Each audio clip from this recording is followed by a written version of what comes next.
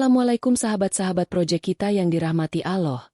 Hari ini proyek kita akan menceritakan ketulusan seorang anak yatim yang diuji dan difitnah berkali-kali, namun anak yatim ini tetap menjaga keteguhan hatinya.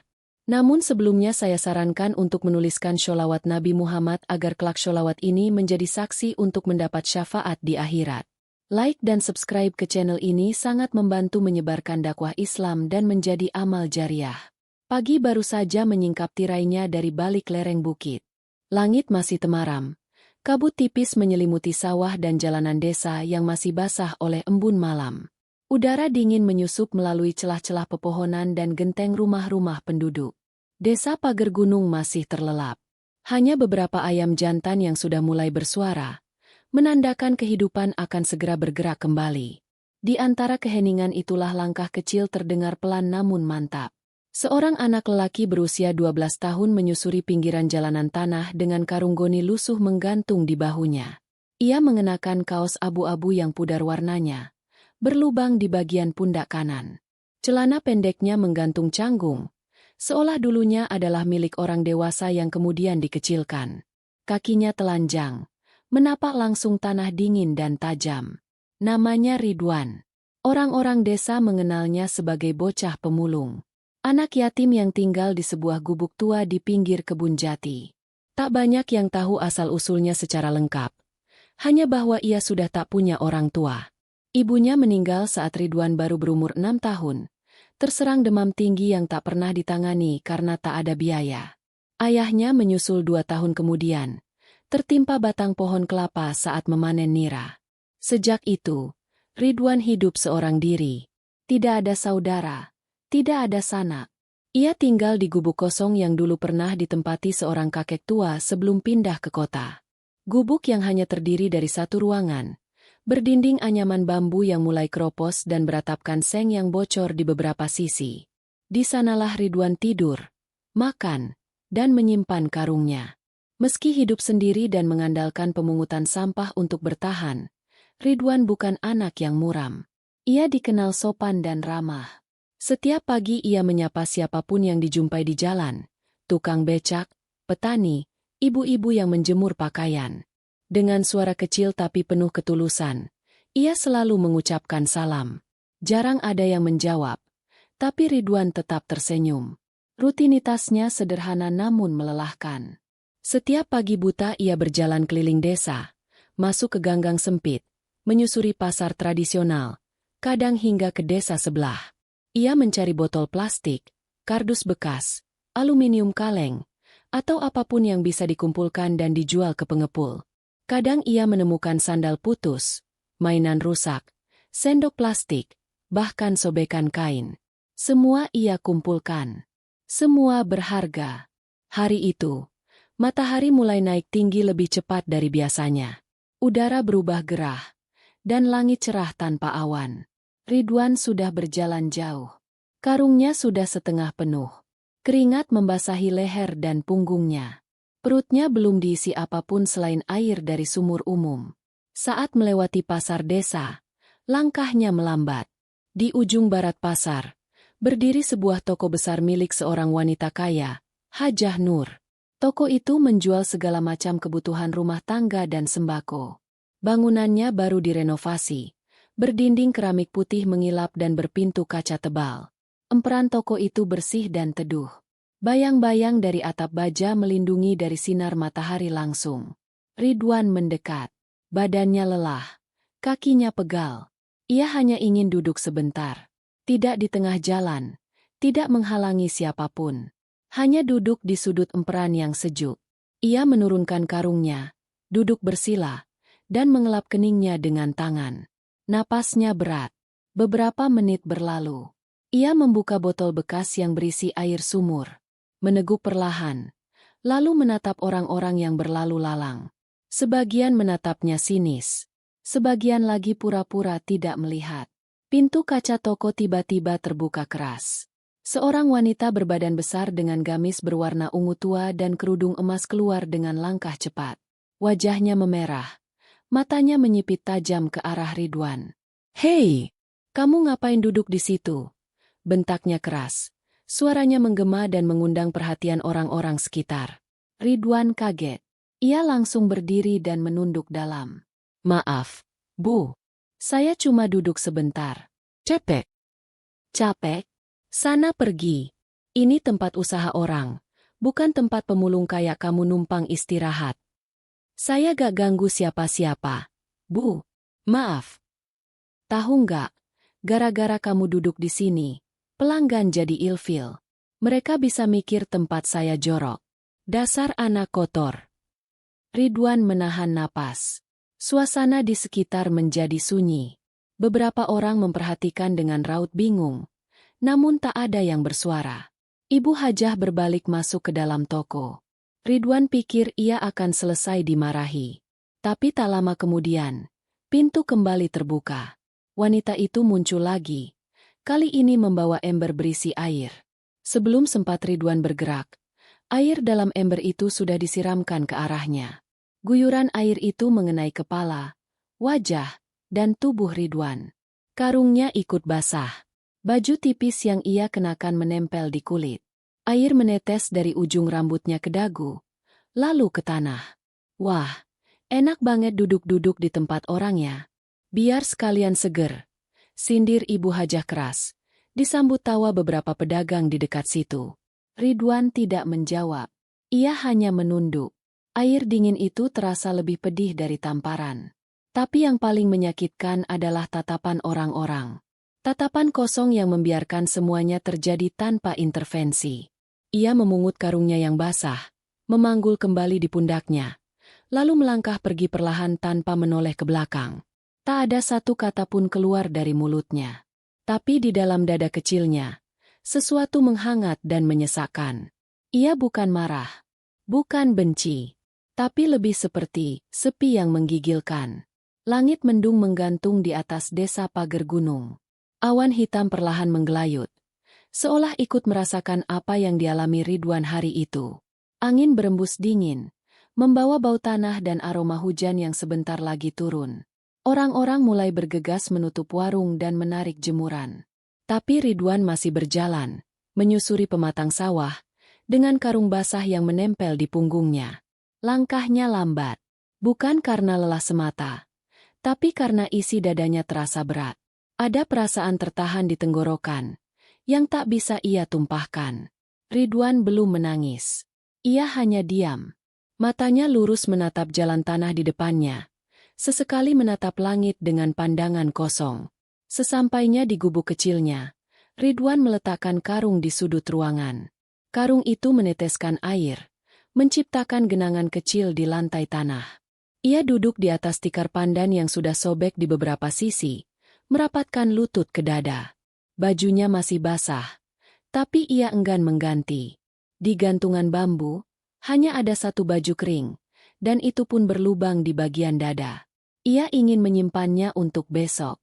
Di luar, hujan mulai turun. Deras. Suaranya menimpa atap seng gubuk dengan keras, seperti ribuan ketukan jari di atas drum karatan. Air mulai merembes dari sela-sela atap. Ridwan menggeser tubuhnya ke sudut yang lebih kering. Tapi dingin tetap merambat dari lantai ke tulangnya. Ia menatap satu-satunya foto lama yang tergantung di dinding. Foto usang ayah dan ibunya saat masih muda. Wajah ibunya tampak lembut, mengenakan kebaya sederhana. Ayahnya tersenyum lebar, memegang sabit di tangan kanan. Ridwan menatap foto itu lama, lalu bersandar. Allah beri saya kuat, bisiknya dalam hati. Hujan di luar seperti tak mau berhenti. Malam merayap masuk, dan desa perlahan tenggelam dalam gelap. Di kejauhan, suara anjing menggonggong. Di dekat gubuk, hanya suara hujan dan gelegar petir yang sesekali mengguncang langit. Perut Ridwan keroncongan. Hari itu, ia belum makan apa-apa. Uang dari hasil memulung hanya cukup untuk membeli sebungkus nasi kemarin sore. Dan hari ini ia tak mendapat cukup untuk beli lagi. Tapi bukan itu yang membuatnya murung. Ia sudah terbiasa lapar. Yang terasa pahit adalah kenyataan bahwa di mata sebagian orang, ia tidak lebih dari kotoran di jalan. Hinaan Ibu Hajah masih terngiang jelas. Bahkan ketika mata sudah terpejam, suara tawa pedagang pasar seolah menari-nari dalam pikirannya. Namun meski begitu, Ridwan tak membenci mereka.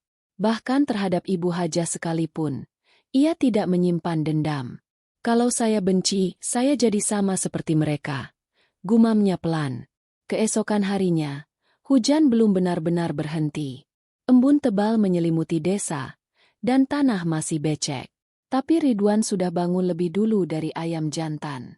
Ia mencuci wajah di sumur belakang, mengenakan baju satu-satunya yang masih bisa dipakai, dan kembali memanggul karung.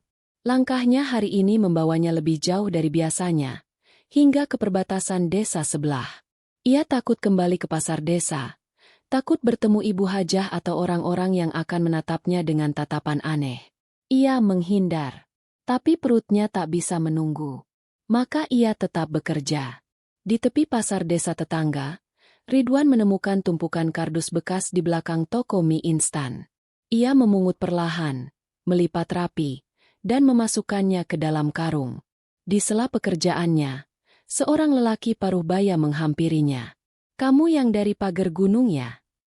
Ridwan mengangguk perlahan. "Aku pernah lihat kamu lewat depan warungku. Rajin banget, nak. Sendirian terus, ya?" Ridwan tersenyum kecil. "Iya, Pak. Saya tinggal sendiri." Orang itu mengangguk prihatin. Lalu dari saku celananya, ia mengeluarkan selembar uang Rp2.000 dan menyodorkannya. "Ini buat beli gorengan. Masih pagi, belum makan, kan?" Ridwan menatap uang itu lama, lalu menggeleng pelan. "Terima kasih, Pak. Tapi saya masih ada air. Nanti siang saja saya cari makan." Lelaki itu tampak bingung. Tapi ia tidak memaksa. Ia mengelus kepala Ridwan dan berkata, "Semoga Allah jaga kamu ya, nak. Anak baik pasti dilindunginya." Ridwan menunduk, memeluk karungnya, lalu meneruskan langkah. Sore hari, Ridwan memutuskan kembali ke desanya lewat jalan setapak di belakang kebun singkong.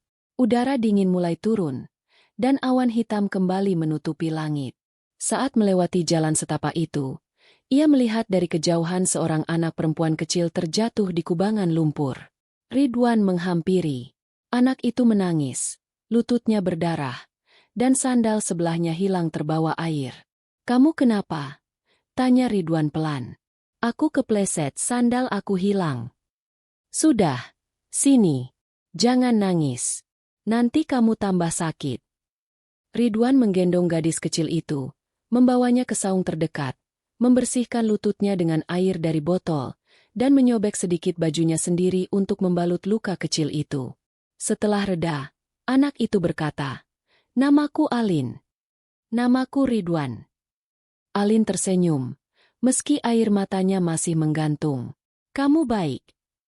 Ridwan tertawa kecil. "Kamu juga." Beberapa menit kemudian, seorang wanita paruh baya berlari dari arah bawah bukit. Wajahnya panik.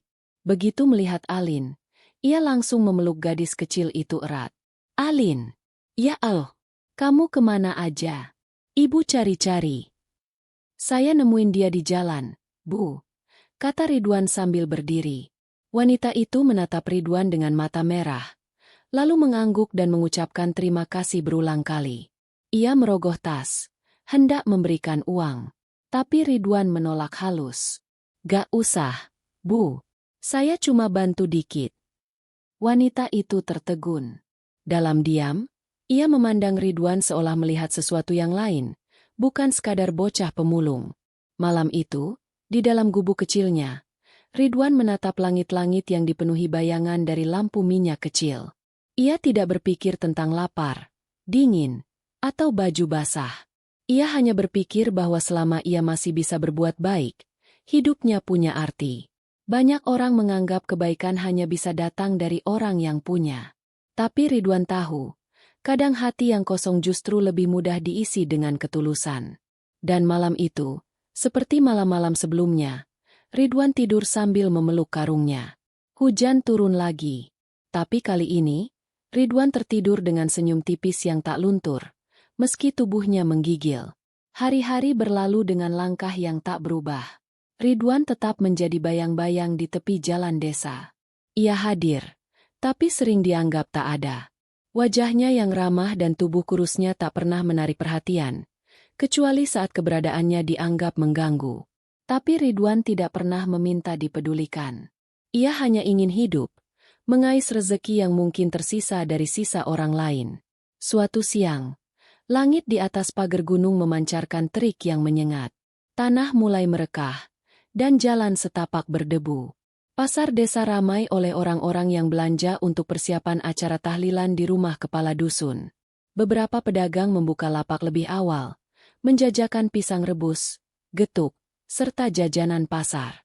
Orang-orang sibuk, tergesa. Di tengah keramaian itu, Ridwan berjalan perlahan, menyusuri pinggir pasar. Hari itu ia memberanikan diri kembali, meski bayangan hinaan Ibu Hajah belum benar-benar hilang dari ingatannya. Tapi karungnya kosong, dan ia butuh makan. Ia memilih jalur paling pinggir, menghindari tempat orang banyak berkumpul. Setiap botol plastik yang terlihat ia pungut hati-hati, agar tak membuat gaduh. Namun takdir punya cara tersendiri menempatkan seseorang di tempat yang paling tepat, atau paling tidak diinginkan. Saat tengah memungut kaleng soda dari bawah meja warung, suara seruan nyaring terdengar dari kejauhan. Itu dia anaknya. Ridwan tersentak. Ia mengenal suara itu. Tanpa menoleh pun ia tahu. Itu suara Ibu Hajah. Langkah-langkah cepat mendekat. Dan benar saja, Ibu Hajah berdiri di hadapannya. Tangan bertolak pinggang, wajah merah padam. "Kamu ngapain lagi ke sini? Belum kapok juga ya? Masih aja ganggu tempat usaha orang." Ridwan berdiri, menunduk. "Saya gak masuk toko, Bu. Cuma di luar aja." "Tapi mukamu aja udah bikin orang males belanja." Beberapa orang menoleh. Seorang ibu muda hendak menegur, namun memilih diam saat Ibu Hajah melotot. Pedagang-pedagang lain pura-pura sibuk. "Kamu pikir hidupmu susah itu alasan buat bikin jijik orang?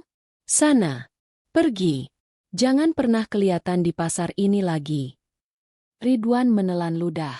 Ia ingin bicara, tapi tak tahu harus berkata apa. Ia hanya ingin mengisi karung. Ia tidak mencuri, tidak mengemis. Tapi tetap saja, keberadaannya dianggap najis. Perlahan, Ridwan berbalik. Langkahnya menyeret. Namun pasti, ia tak menangis. Tapi tatapannya kosong, seperti daun kering yang hanyut terbawa air. 2 hari kemudian, desa digemparkan kabar mengejutkan. Toko milik Ibu Hajah tutup mendadak. Katanya, beliau jatuh sakit. Bukan sakit biasa.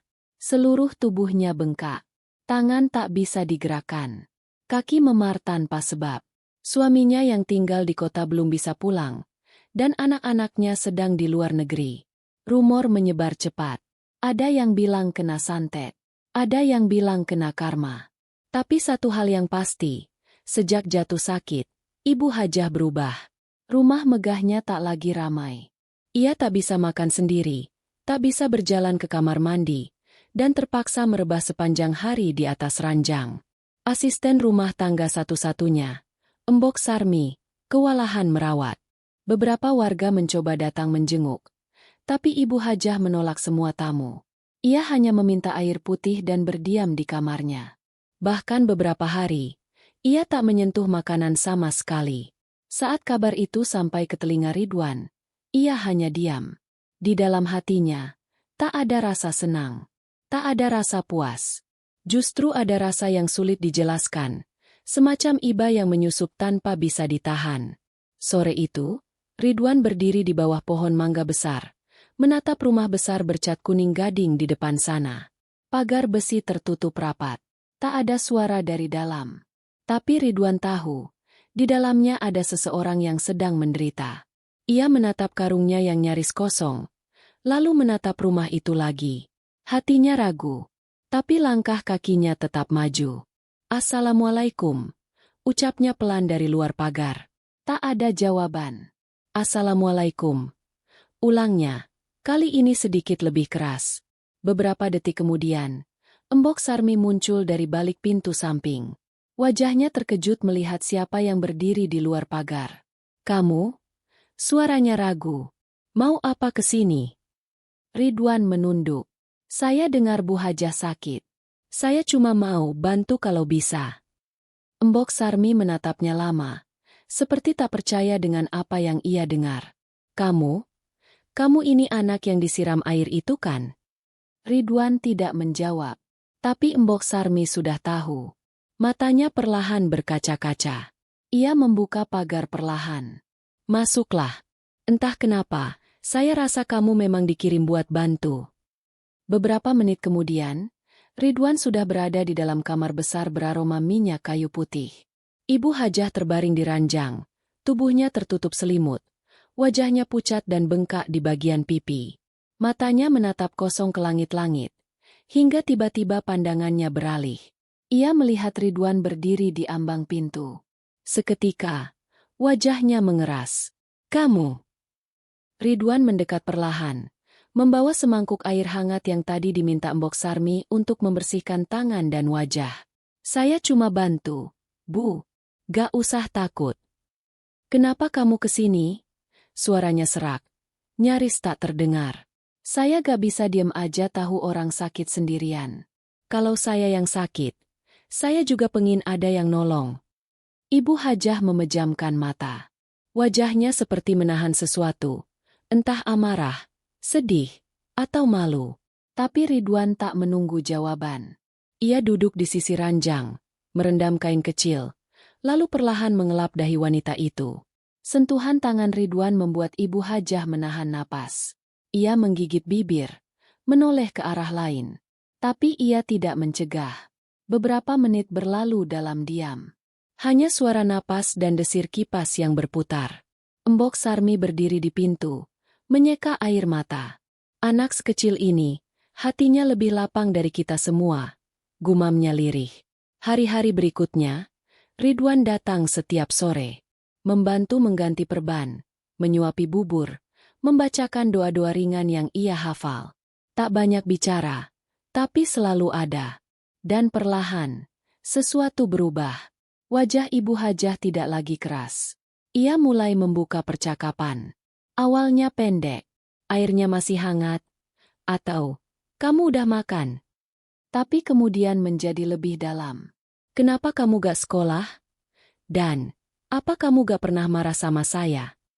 Suatu sore, saat Ridwan hendak pulang, Ibu Hajah menahan tangannya. Ridwan, ucapnya pelan. Saya minta maaf. Dulu saya keterlaluan. Ridwan tersenyum. Gak apa-apa, Bu. Saya udah lupa. Ibu Hajah menunduk. Matanya berkaca. Kamu terlalu baik buat saya. Padahal saya, manusia paling jahat yang pernah kamu temui. Ridwan menggenggam tangan wanita itu. Saya cuma percaya satu hal, Bu. Allah gak pernah tidur. Dan kalau kita sabar, semua akan ada gantinya. Hari-hari di desa Pager Gunung berubah pelan. Tak banyak yang sadar, tapi angin terasa berbeda. Udara seolah membawa aroma yang lebih lembut. Dan orang-orang mulai memperhatikan hal-hal kecil yang dulu mereka abaikan. Salah satunya adalah kehadiran Ridwan, yang kini tak lagi dipandang sebagai gangguan, tapi sebagai bagian dari desa, meski belum semua benar-benar menerima. Sejak Ibu Hajah sakit dan dirawat Ridwan, kabar itu menyebar tanpa diundang. Tidak sedikit yang menganggapnya hal aneh, bahkan mustahil. Tapi perlahan, sikap orang mulai goyah. Pedagang-pedagang yang dulunya menoleh dengan sinis kini menyapa lirih. Seorang ibu penjual jamu bahkan mulai meninggalkan botol kosong di dekat pohon agar mudah diambil Ridwan. Namun perubahan itu tidak datang tanpa cobaan. Justru setelah Ridwan mulai tampak lebih dihargai, muncul rasa iri dari beberapa orang. Salah satunya adalah Pak Kirno, pemilik kios kelontong kecil di pojok pasar. Ia merasa kehilangan perhatian pelanggan yang kini lebih banyak menaruh simpati kepada Ridwan. Saya tuh dari dulu nyumbang ke musola, bantu tetangga, tapi gak pernah dipuji. Lah ini anak cuma bantu ngelap keringat orang sakit, langsung dibilang malaikat. Gerutunya suatu pagi saat ngobrol dengan tetangga. Tetangga itu tak menjawab. Ia hanya menatap kosong, lalu pelan-pelan meninggalkan pembicaraan. Pak Kirno merasa makin jengkel. Di sisi lain, Ridwan tetap menjadi dirinya yang dulu. Ia tak pernah menuntut balasan. Setiap pagi ia bangun lebih awal, menyusuri jalanan, dan sore harinya mampir ke rumah Ibu Hajah. Ia tak tahu bahwa dalam diam, hatinya telah mengubah seseorang. Kini, Ibu Hajah bukan hanya menerima kehadiran Ridwan, tapi juga mulai menyambutnya dengan senyum. Setiap hari, mereka berbicara lebih banyak tentang masa lalu, tentang keluarga, bahkan tentang kegelisahan yang dulu tertanam dalam-dalam. "Kamu tahu gak, Ridwan?" kata Ibu Hajah suatu sore, saat sinar matahari menerobos jendela kamarnya. "Dulu saya ini punya 2 anak, tapi mereka sekarang gak pernah pulang," katanya sibuk. "Padahal saya cuma pengen ngobrol sama mereka, sesekali." Ridwan diam mendengarkan. "Saya ini terlalu banyak pikirin uang, sampai lupa, hati itu butuh teman juga." Ia menatap Ridwan. "Kamu datang di saat saya pikir saya gak butuh siapa-siapa.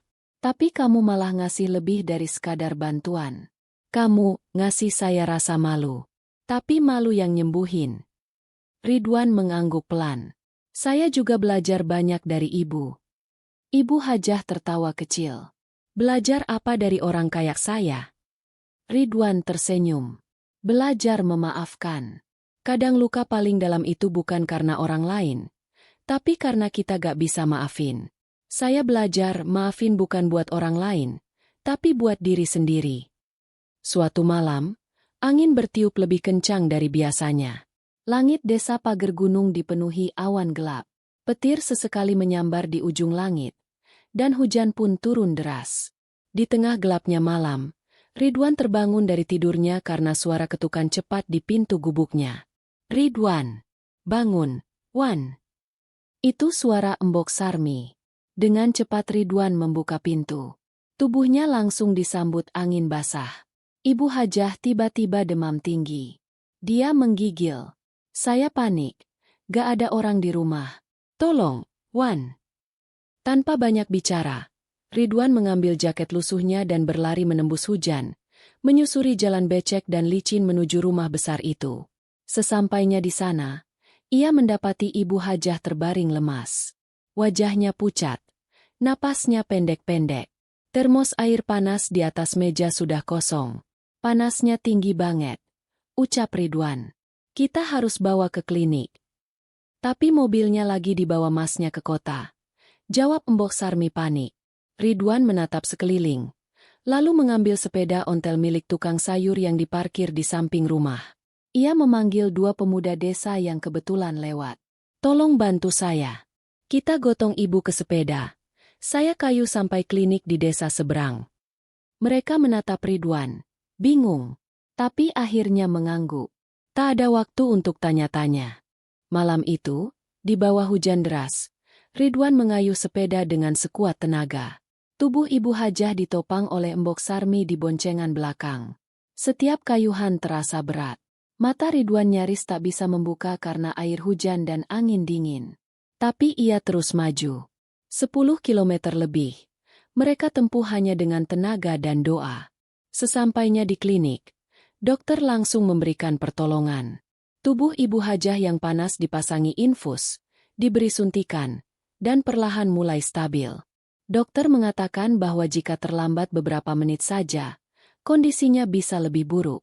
Ridwan duduk di depan ruang perawatan. Seluruh tubuh basah kuyup.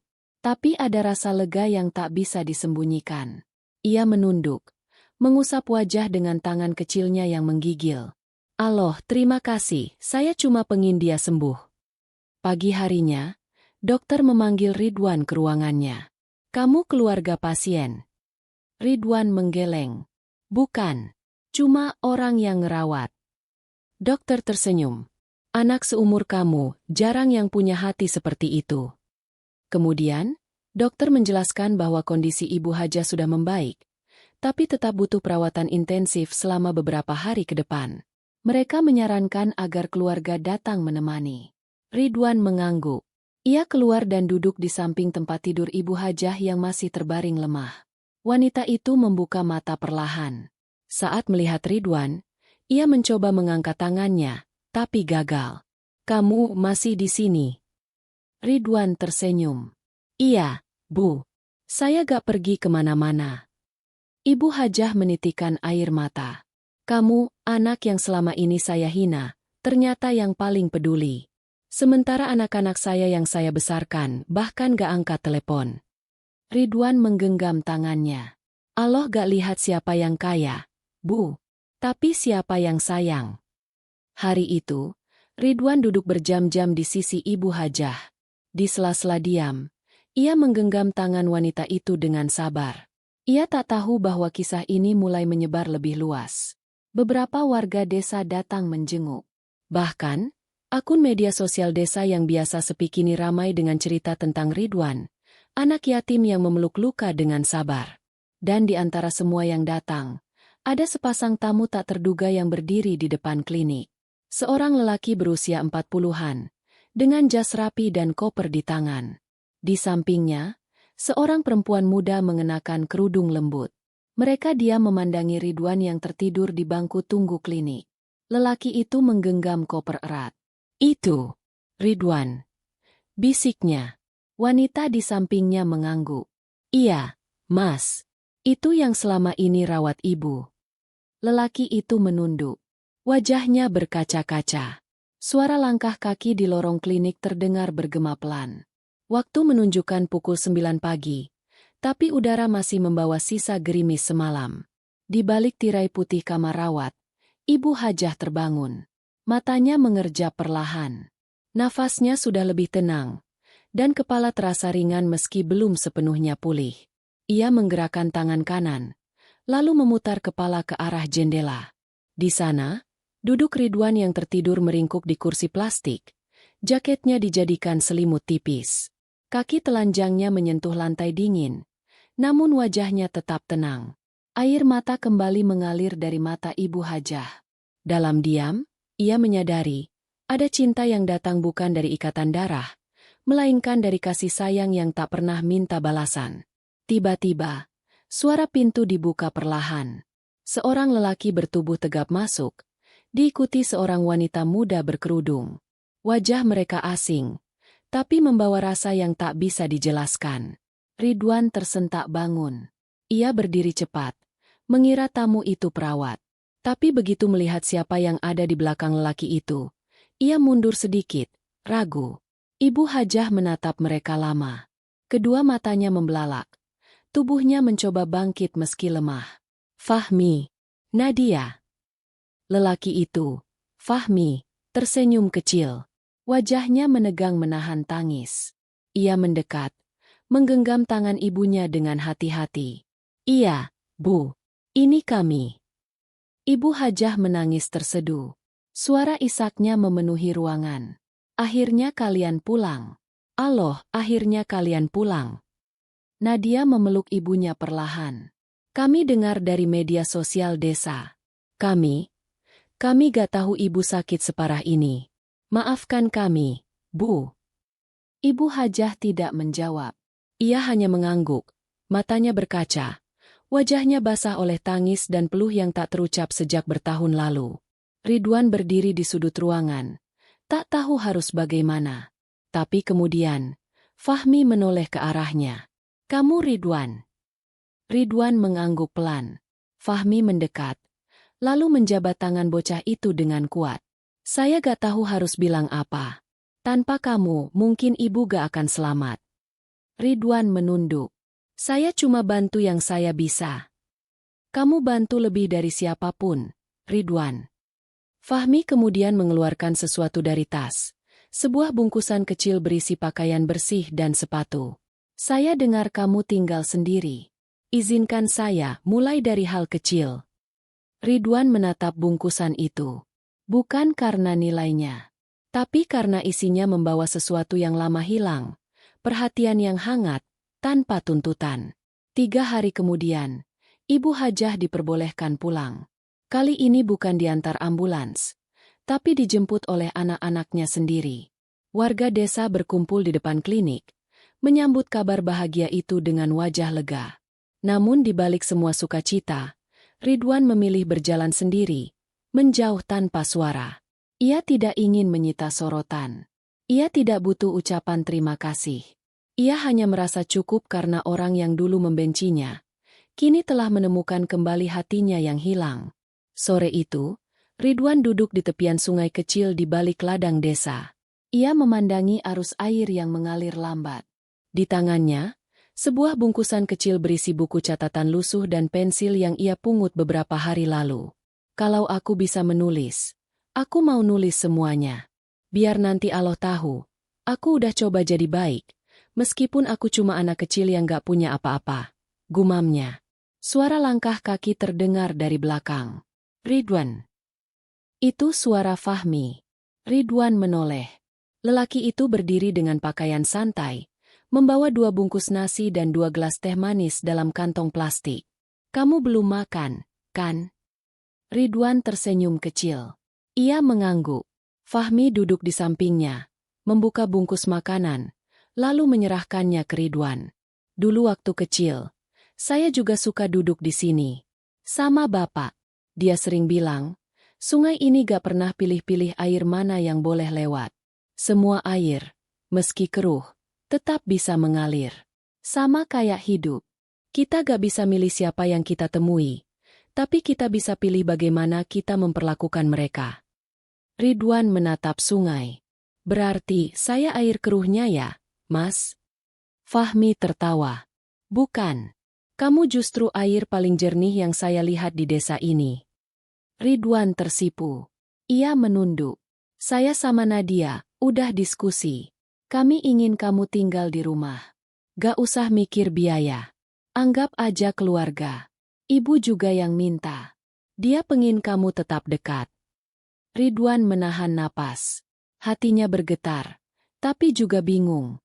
Ia tidak ingin menjadi beban. Tapi entah kenapa, untuk pertama kalinya, ia merasa tidak harus menolak. Saya pikir dulu. Ya, Mas. Fahmi mengangguk. Tentu. Tapi tahu gak, kamu ini bukan anak kecil biasa. Kamu ini anak yang Allah pilih buat ajarin kami tentang hati. Semenjak hari itu, kehidupan di pagar gunung berubah pelan tapi pasti. Ridwan mulai tinggal sementara di rumah besar milik Ibu Hajah, tapi tetap membawa karungnya saat pagi datang, membersihkan halaman, menyiram tanaman, atau sekadar menolong tetangga tua yang kesulitan mengangkat air. Orang-orang mulai membuka mata. Mereka melihat betapa kebaikan itu bukan milik orang berduit, bukan datang dari surau megah atau tokoh besar, tapi dari seorang bocah yatim pemulung yang menyimpan kesabaran sebesar gunung dalam dadanya.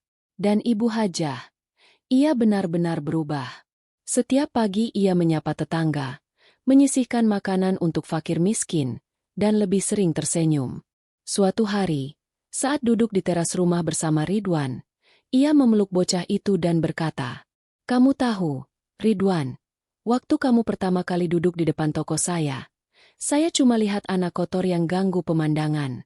Tapi Allah ternyata kirim kamu untuk bersihin hati saya yang jauh lebih kotor dari bajumu waktu itu." Pagi itu langit pagar gunung tampak bersih.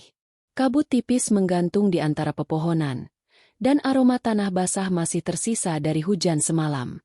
Di teras rumah besar milik Ibu Hajah, Ridwan sedang menyapu halaman. Langkah-langkah kecilnya menyusuri batu kerikil sambil bersenandung pelan.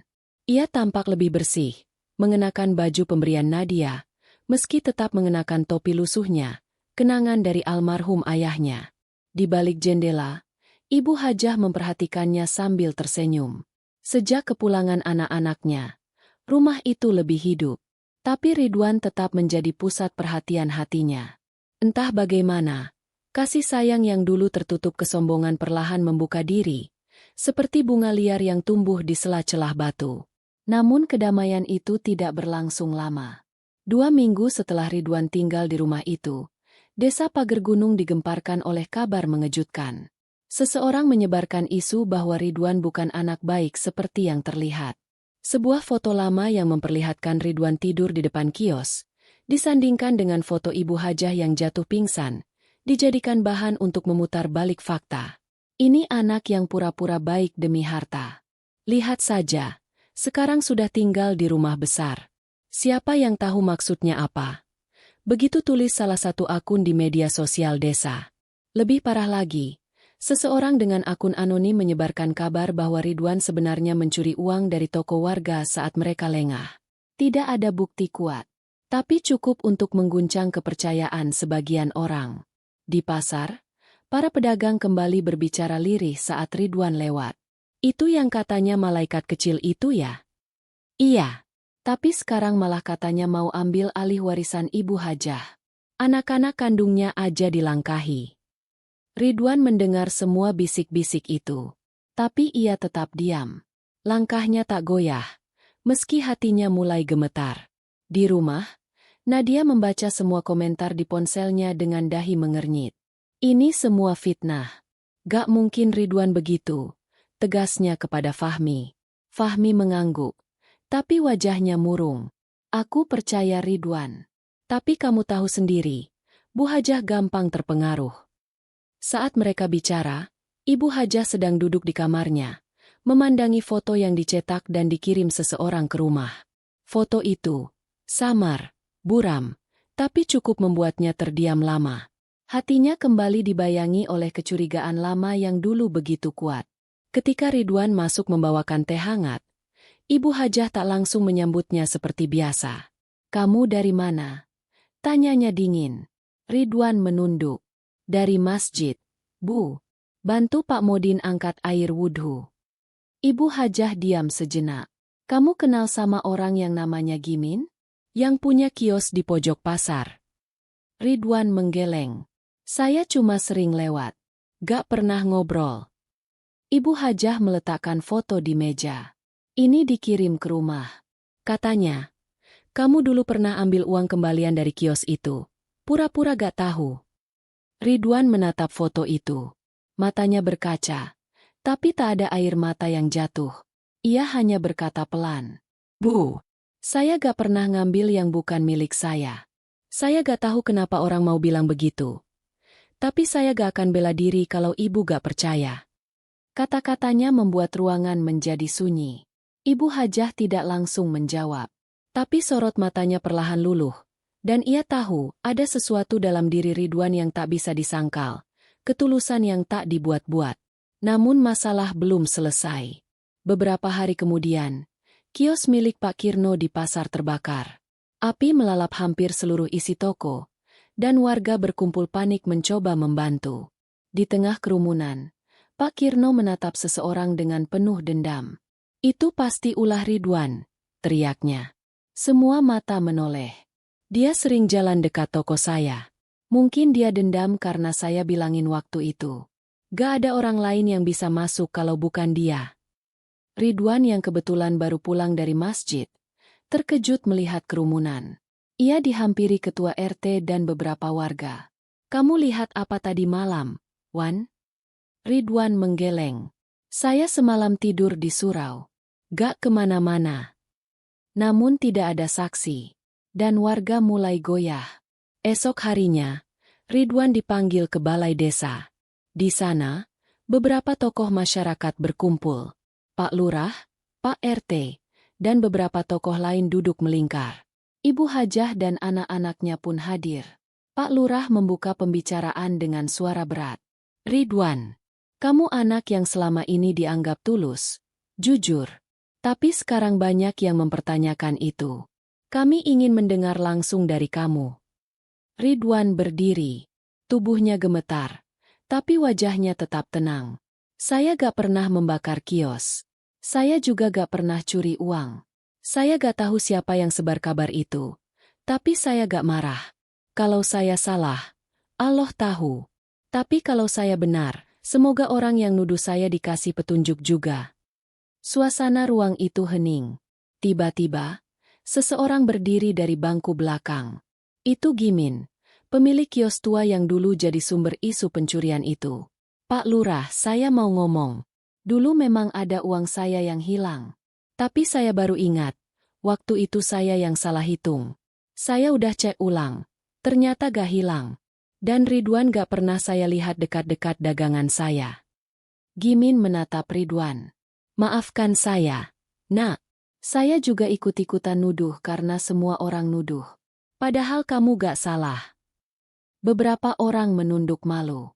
Tak lama kemudian, Seorang pemuda tergesa masuk ke ruangan. Nafasnya terengah. Pak Lurah, Pak Kirno barusan ditangkap Linmas. Dia yang bakar kiosnya sendiri. Katanya biar dapat asuransi kebakaran dari kota. Semua orang terdiam. Wajah-wajah pucat dan terkejut memenuhi ruangan. Pak Lurah mengangguk pelan. Allah Maha Adil. Ridwan hanya berdiri kaku. Ia tidak bersorak, tidak menunjuk siapapun. Ia hanya menunduk dan berkata dalam hati, "Terima kasih, Allah.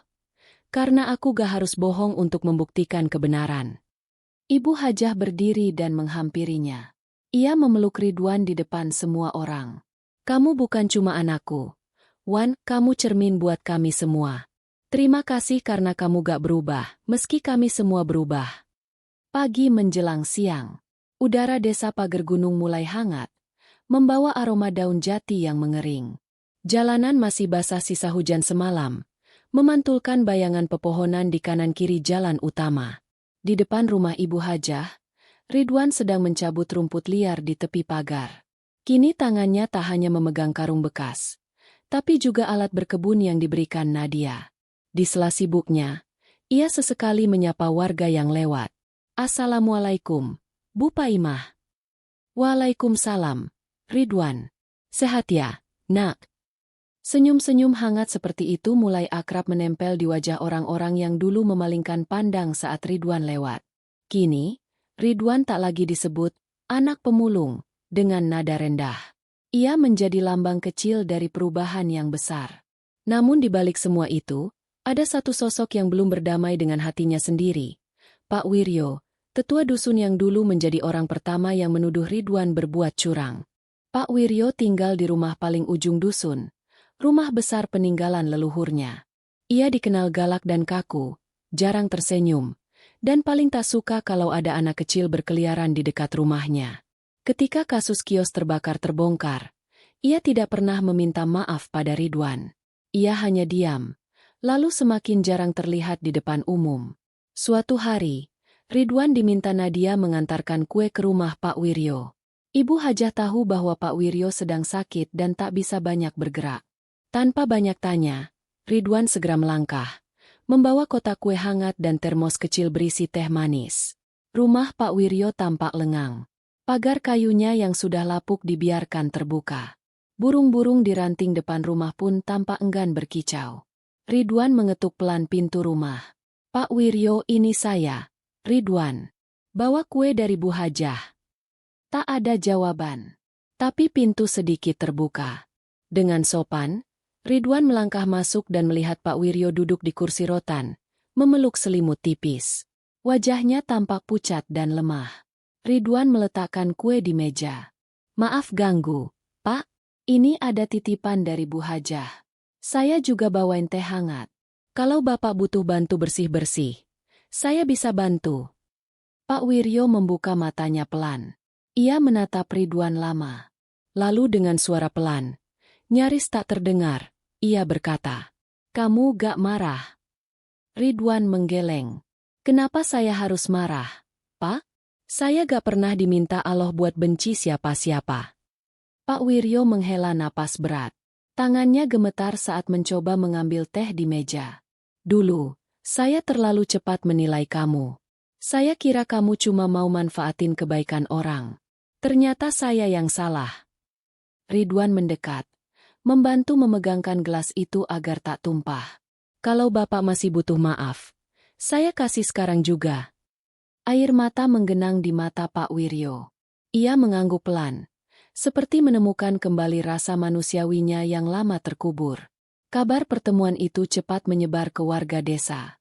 Mereka semakin yakin bahwa Ridwan bukan hanya anak baik, tapi anak yang hatinya sudah matang, bahkan melebihi usianya. Tak lama kemudian, RT desa mengusulkan agar Ridwan dijadikan duta remaja Pager Gunung. Meski masih sangat muda, nilai-nilai yang ia tunjukkan layak dijadikan teladan. Awalnya Ridwan bingung. Ia tak terbiasa jadi pusat perhatian. Tapi setelah mendengar saran dari Pak Lurah dan Ibu Hajah, ia akhirnya menerima. Tapi dengan satu syarat.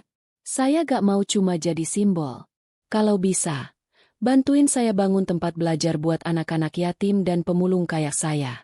Biar mereka juga ngerasain duduk di meja belajar, bukan cuma di tepi jalan. Permintaan itu mengejutkan semua orang, tapi juga menyentuh hati mereka. Dalam waktu 1 bulan, sebuah bangunan sederhana berdiri di lahan kosong belakang masjid. Diberi nama Rumah Akar Harapan, karena Ridwan ingin tempat itu jadi akar dari perubahan, sekecil apapun. Di rumah itu, Ridwan mulai mengajar anak-anak lain. Ia belum lancar membaca, tapi ia belajar bersama mereka.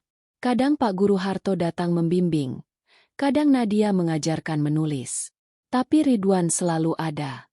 Duduk bersama mereka, bermain bersama, menghibur mereka saat sedih.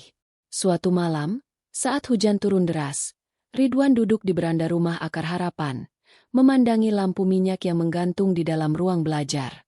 Di pangkuannya, ada anak kecil bernama Tovan, anak pemulung dari dusun seberang yang baru saja ditinggal ibunya meninggal karena sakit. "Tovan, jangan takut ya. Kamu masih punya Allah," kata Ridwan sambil mengelus kepala anak itu. Tovan menatapnya dengan mata sembab. "Abang Ridwan, emang Allah sayang sama kita?" Ridwan tersenyum. "Kalau gak sayang, kita gak mungkin ketemu di sini. Gak mungkin kamu bisa tidur tenang malam ini." Tovan memeluk Ridwan erat-erat. Dan di antara rintik hujan, sebuah perasaan tumbuh tanpa suara. Harapan baru dari cinta yang tak banyak kata. Di desa Pager Gunung, musim mulai berganti. Angin lebih sejuk, langit lebih jernih. Dan di sudut kecil desa, seorang anak yatim pemulung yang dulu dihina kini menjadi sumber cahaya bagi banyak orang.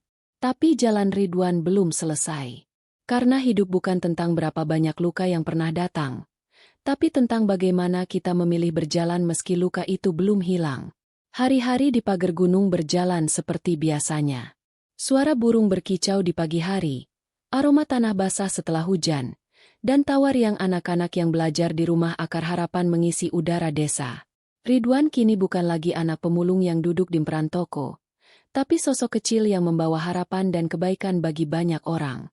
Meski begitu, bukan berarti hidupnya bebas dari ujian.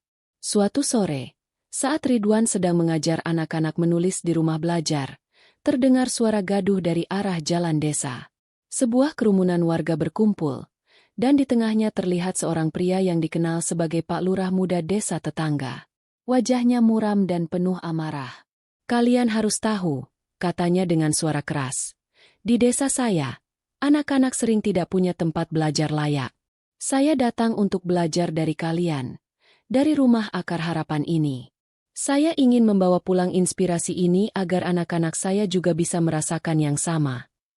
Ridwan tertegun mendengar kata-kata itu. Ia tersenyum kecil dan berkata, "Kami semua di sini belajar bersama. Semua anak berhak mendapatkan kesempatan." Hari berganti minggu, dan kabar tentang Rumah Akar Harapan menyebar ke desa-desa tetangga. Dukungan mulai datang, bantuan mulai mengalir. Masyarakat semakin yakin bahwa kebaikan yang lahir dari ketulusan hati bisa mengubah dunia.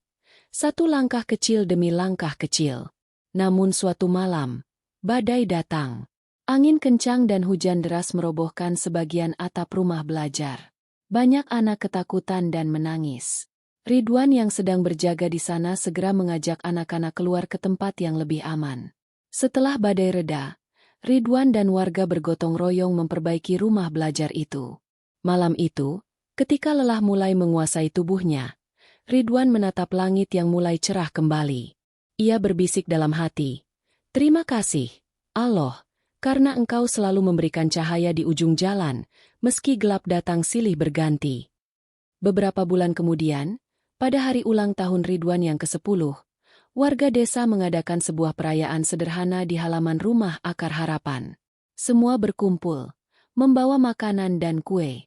Ibu Hajah berdiri di depan, mengangkat tangan dan berkata, "Kami mungkin dulu pernah saling menilai dan salah paham. Tapi hari ini, kami bersyukur karena Ridwan telah mengajarkan kami arti ketulusan dan kekuatan maaf." Ridwan berdiri di tengah-tengah mereka. Wajahnya cerah penuh haru. Ia tahu, perjalanan hidupnya masih panjang. Tapi hari ini, Ia merasakan kehangatan yang tak ternilai. Di antara tawa dan lagu anak-anak, Ridwan memandang ke arah bintang-bintang yang mulai muncul. Ia berdoa, semoga semua anak di dunia ini diberi kesempatan yang sama untuk bermimpi, belajar, dan tumbuh dalam cinta. Kisah Ridwan mengajarkan bahwa ketulusan hati dan kebaikan yang terus dipelihara akan mengalahkan hinaan dan kebencian. Bahwa setiap anak, tak peduli dari mana asalnya, berhak mendapat cinta dan kesempatan. Dan bahwa di balik setiap ujian hidup, selalu ada cahaya yang menunggu untuk ditemukan. Kisah Ridwan mengajarkan kita banyak hal tentang nilai ketulusan hati yang diuji oleh hinaan dan kesulitan hidup. Ridwan, seorang anak yatim yang hidup sederhana sebagai pemulung, sempat mengalami hinaan dan perlakuan kasar dari seseorang yang seharusnya memberi contoh kebaikan, yaitu Ibu Hajah. Namun, meski mendapat perlakuan yang menyakitkan, Ridwan tidak membalas dengan kebencian atau dendam. Ia memilih berbuat baik, bahkan membantu orang yang pernah menghinanya saat dalam kesusahan. Dalam perjalanan hidup Ridwan, kita belajar bahwa ujian dan cobaan adalah bagian dari takdir yang Allah berikan untuk menguji keimanan dan keteguhan hati kita. Ridwan tidak membiarkan hinaan mematahkan semangatnya. Ia tetap berbuat baik dan tulus membantu sesama, memperlihatkan keteladanan yang jarang dimiliki banyak orang. Kisah ini juga mengingatkan kita bahwa nilai seseorang bukan diukur dari status sosial, latar belakang, atau apa yang dimiliki, tetapi dari hati dan ketulusan dalam berbuat kebaikan. Ridwan menjadi contoh nyata bahwa kemuliaan hakiki datang dari sikap rendah hati dan cinta kasih tanpa pamrih. Menghadapi hinaan dengan sabar dan ikhlas. Dalam kehidupan nyata, tidak jarang kita mengalami perlakuan yang tidak adil, hinaan, atau penolakan. Kisah Ridwan mengajarkan bagaimana kita harus merespon hal itu. Sabar dan ikhlas menjadi kunci utama agar kita tidak terbawa emosi dan tetap teguh di jalan kebenaran. Dalam Al-Quran, Allah mengingatkan, "Dan bersabarlah kamu, sesungguhnya Allah beserta orang-orang yang sabar." Quran Surat Al-Anfal 46. Sabar bukan berarti pasif atau menyerah, tetapi kekuatan untuk menahan diri dan terus berbuat baik meskipun keadaan sulit. Ridwan adalah contoh bagaimana sabar mengantarkan seseorang kepada kebahagiaan dan keberkahan. Ketulusan hati sebagai jalan menuju kebahagiaan. Ridwan tidak pernah berharap balasan atas kebaikan yang ia lakukan. Ia tulus membantu Ibu Hajah meskipun pernah dihina olehnya. Sikap ini mengingatkan kita pada firman Allah. Sesungguhnya orang-orang yang beriman dan mengerjakan amal saleh, bagi mereka surga-surga yang mengalir di bawahnya sungai-sungai, mereka kekal di dalamnya selama-lamanya. Itulah kemenangan yang besar. Quran Surat Al-Baqarah 82. Kebahagiaan sejati datang dari hati yang bersih dan perbuatan yang ikhlas. Tidak ada yang lebih mulia selain menolong sesama tanpa pamrih, dengan niat hanya mengharap ridha Allah. Ujian hidup sebagai sarana pembelajaran dan pendewasaan. Setiap ujian yang dihadapi Ridwan, mulai dari hinaan, fitnah, hingga kesulitan, semuanya menjadi sarana bagi dirinya untuk belajar dan tumbuh. Kita juga diajarkan agar memandang ujian sebagai proses pendewasaan. Firman Allah, "Dan kami akan memberikan cobaan kepadamu sedikit kesulitan dan sedikit kemudahan. Dan sesungguhnya bersama kesulitan ada kemudahan." Quran Surat Al-Insyirah 5:6. Pesan ini menguatkan kita agar tidak putus asa menghadapi kesulitan. Karena setelah kesulitan, selalu ada kemudahan yang menanti. Mengampuni dan memaafkan, kunci meraih kedamaian. Ibu Hajah yang dulu menghina Ridwan, akhirnya sadar dan meminta maaf. Ridwan memaafkannya dengan tulus. Sikap ini menunjukkan betapa pentingnya memaafkan untuk menciptakan kedamaian dalam hati dan hubungan antar sesama. Dalam Al-Quran juga dijelaskan, "Balaslah dendam dengan yang lebih baik, maka tiba-tiba orang antara kamu dan dia menjadi seperti sahabat karib." Quran Surat Fussilat 34. Memaafkan tidak melemahkan kita, justru memperkuat dan memperindah kehidupan. Ridwan membuktikan bahwa hati yang lapang mampu menumbuhkan kasih dan pengertian, nilai kemanusiaan dan keadilan sosial. Kisah Ridwan juga mengingatkan pentingnya keadilan dan penghargaan terhadap setiap manusia, tanpa memandang status sosial. Ridwan yang berasal dari latar belakang sederhana, justru menunjukkan sikap mulia yang layak menjadi teladan.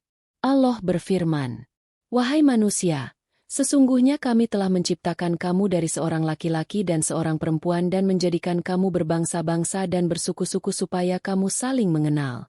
Sesungguhnya orang yang paling mulia di antara kamu di sisi Allah ialah orang yang paling bertakwa di antara kamu."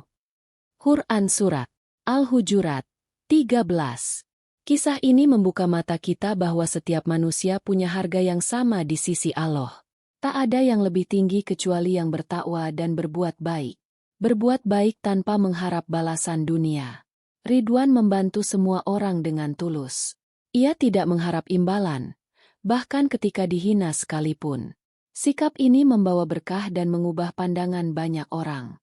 Firman Allah, "Sesungguhnya Allah tidak menyukai orang-orang yang sombong dan membanggakan diri." Quran Surat Luqman 18. Berbuat baik dengan rendah hati akan membuka pintu-pintu rahmat dan kebaikan yang tak disangka. Ridwan adalah bukti hidup dari ayat ini. Kisah Ridwan adalah pelajaran berharga bagi kita semua untuk senantiasa menjaga ketulusan hati, sabar dalam menghadapi ujian, dan tetap berbuat baik tanpa pamrih. Hidup bukan tentang dari mana kita berasal, tetapi kemana kita melangkah dengan niat dan perbuatan yang baik. Semoga kisah ini menjadi inspirasi untuk terus memperbaiki diri dan menebar kebaikan di sekitar kita, serta senantiasa mengingat bahwa Allah Maha melihat segala niat dan perbuatan kita. Cerita Ridwan ini adalah fiktif, dibuat seperti nyata untuk memberikan pelajaran dan hikmah bagi kita semua. Meski tokoh dan peristiwanya tidak benar-benar terjadi, nilai-nilai yang terkandung di dalamnya sangat penting untuk kita renungkan dan jadikan contoh dalam kehidupan sehari-hari. Terima kasih telah menyimak kisah Ridwan sampai selesai. Semoga cerita ini membawa inspirasi dan semangat baru bagi kita semua. Jangan lupa untuk meninggalkan komentar, like, dan subscribe jika kamu senang dengan ceritanya. Dukunganmu sangat berarti untuk terus menghadirkan kisah-kisah yang menginspirasi. Sampai jumpa di cerita berikutnya.